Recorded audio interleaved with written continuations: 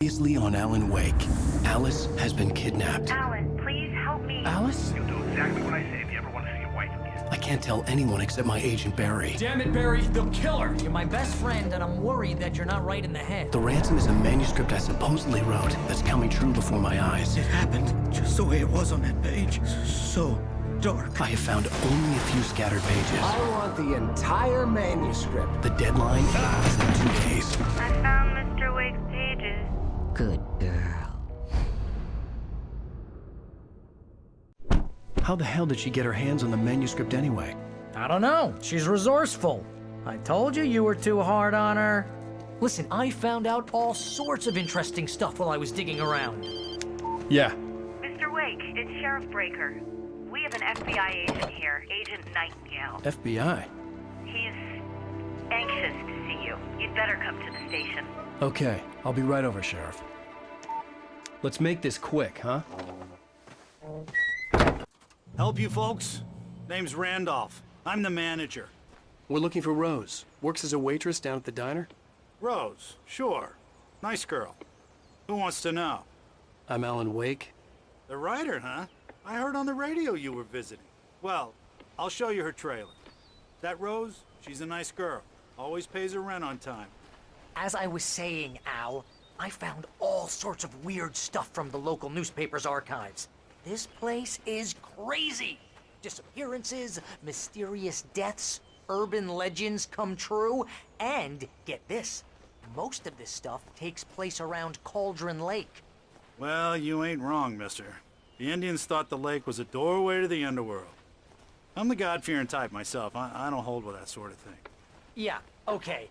Anyway, there was an island there owned by a guy called Thomas Zane. Now, some of the articles I found about him make him out to be a famous writer, but I ran a bunch of searches, couldn't find a single thing he wrote. Zane was heavily into diving, so much so that the place came to be called Diver's Isle. But the volcano under the lake erupted in 1970, and Zane went down with the island. Yeah, how about that? It was there in the morning, as if it had fallen from the sky. But it would take a tornado to lift something like that. We're damn lucky it didn't crush any of the trailers.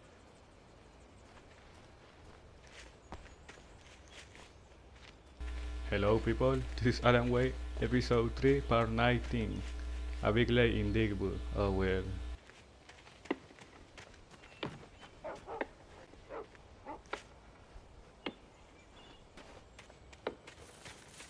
Come on, mister. I'll take you to Rose's trailer.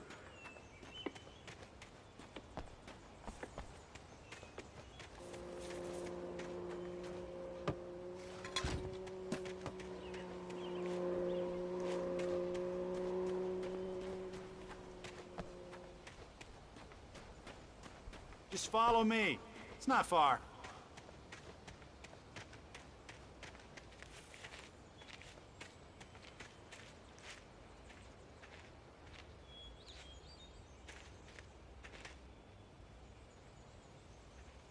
It gets better. A local girl, Barbara Jagger, drowned in Cauldron Lake just a week earlier. They were lovers. Sure, Jagger's a local spook story. The Scratching Hag. Comes for you in the dark. Childish stuff like that. Anyway, Al, I'm just getting to the best part. All of the articles about this stuff were written by Cynthia Weaver. I asked around, and she's that crazy bag lady you met. What, the lamp lady? She can be a little loopy, but she's not homeless or anything. Yeah, anyway, she knew both Jagger and Zane before they both died, and she had some kind of a breakdown.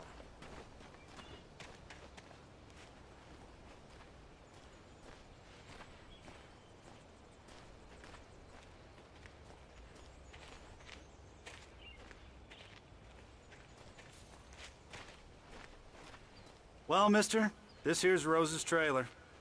You mind me asking what you want with her? We're just here to talk to her, pal.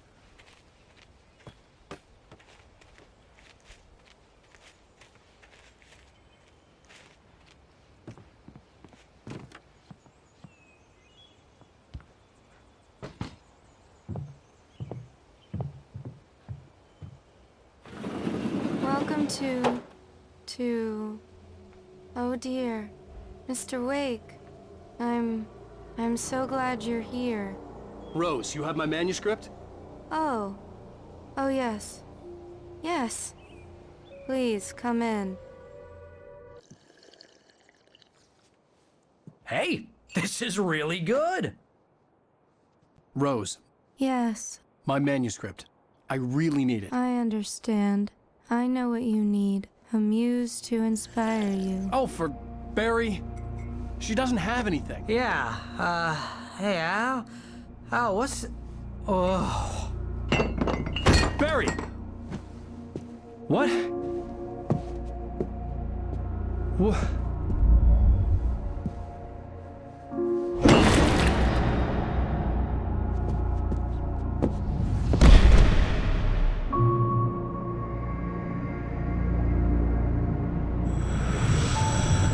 It's coming for you, hiding in my barber's skin. I'm too weak to stop it. You must turn the lights on. I promised I'd come visit you and your lovely wife. You must finish what you started. I insist. You must turn the lights on. Turn the light on. Back to work, boy.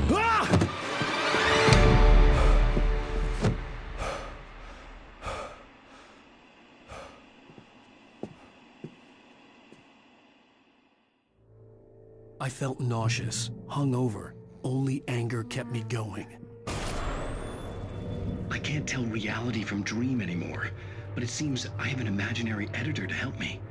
She's an old woman in a funeral dress. I call her Barbara Jagger. She's very strict. I'm writing faster and faster. My manuscript is being heavily revised. The edits are getting very aggressive, and each day there's less of me and more of her. I hate it, but I know she's right.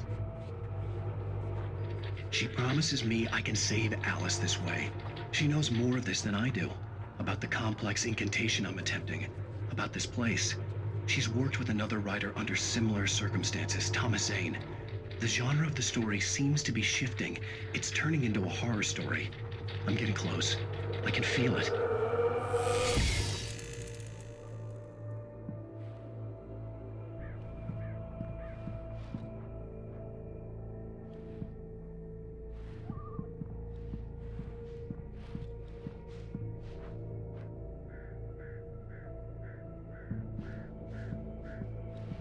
Rose took a day from me. I had less than 12 hours left to meet the kidnapper.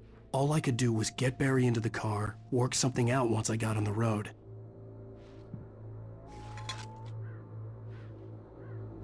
Welcome to the Oh Dear Diner. What can I get you today? Coffee? I couldn't work up much hate for Rose. Something had used her to get to me and left its mark. First refill is free. Milk and sugar on the counter there. Would you like to hear today's specials? Thank you. A nice day. Come back soon.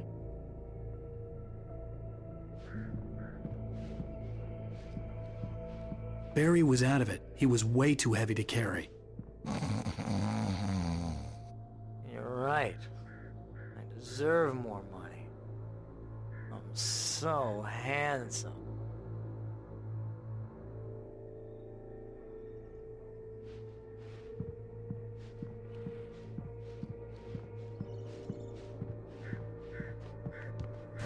My gun and flashlight were gone. I'd have to find a way to get Barry into the car as quickly as possible. There was no time to waste. Mr. Randolph liked Rose. That little smile she had. How she was still sweet when life had tried so hard to make her bitter. It wasn't any of his business what she did in her trailer. But those strangers, the writer and his smart-ass sidekick, looked like trouble. And they'd been in there for hours, way past her normal bedtime. He reached for the phone and called the sheriff's station.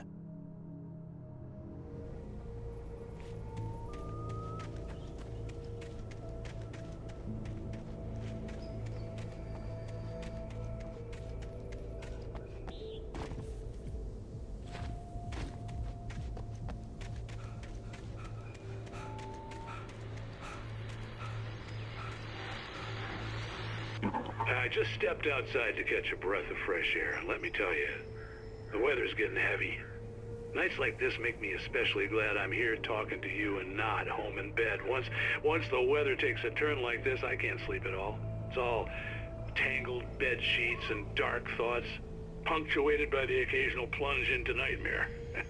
Is it just me? Well, perhaps it is.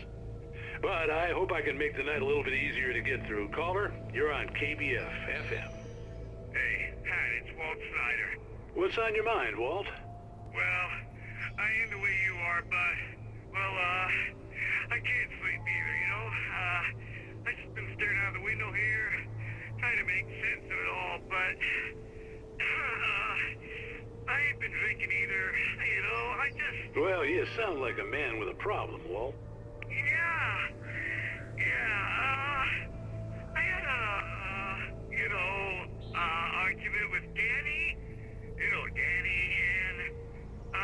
then I got in trouble with the law, and, I'm just, well... I heard something like that, Walt.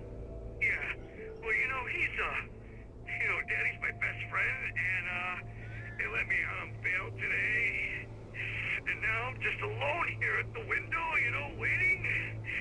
Man, and there's something in the air tonight, man. I was just outside looking up at the sky above our broadcast tower thinking the same thing. What are you waiting for, Walt? I don't know. Something's gonna happen. I think I better go. Well, Walt, maybe... No, thanks, Pat. Well, good luck to you, Walt. Hang in there. Let's take a little break, folks. This weather's really something else, huh? How can I be sure?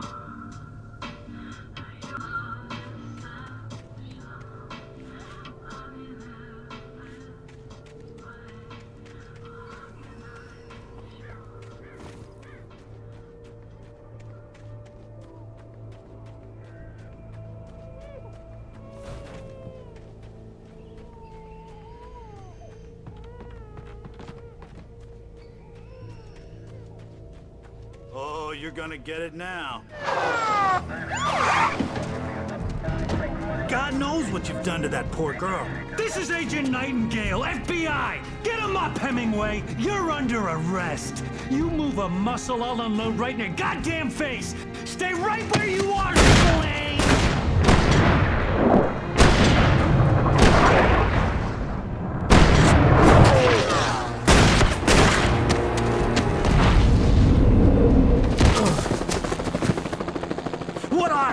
I'm standing right here, you goddamn maniac!